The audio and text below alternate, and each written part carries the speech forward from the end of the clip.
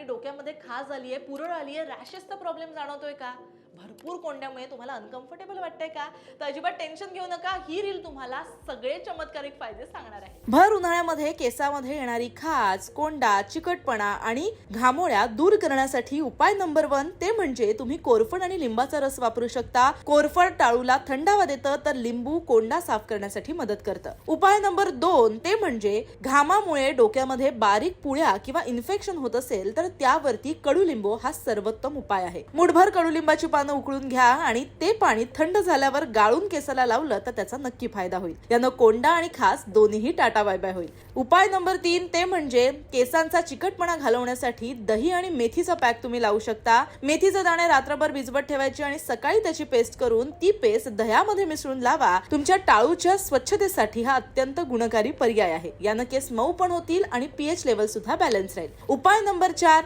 Apple सायडर vinegar हा सुद्धा केसासाठी अत्यंत परिणामकारक आहे. जर तुम्हाला खूप जास्त घाम येत असेल तर त्यावरती ऍपल सायडर व्हिनेगर परिणामकारक असून हा दुर्गंधी आणि कोंडा कमी करण्यासाठी महत्वाचा फॅक्टर ठरतो. उपाय नंबर 5 टी ट्री ऑइल मध्ये अँटीबॅक्टेरियल गुणधर्म असतात, जे उन्हाळ्यातील समस्यांवर रामबाण उपाय आहेत. त्यामुळे टी ट्री ऑइल तुम्ही नक्की वापरू शकता. तर मात्र सखींनो, हे छोटेसे उपाय तुमच्या केसाचं उन्हाळ्यापासून संरक्षण करतील. मात्र हे सगळे उपाय करत असताना घराबाहेर पडताना स्कार्फ बांधायला विसरू नका आणि भरपूर पाणी प्या, जेणेकरून डोक्याच्या केसापर्यंत ते थेट पायाच्या नखापर्यंत तुम्ही हेल्दी आणि फिट अँड फाईन राहाल.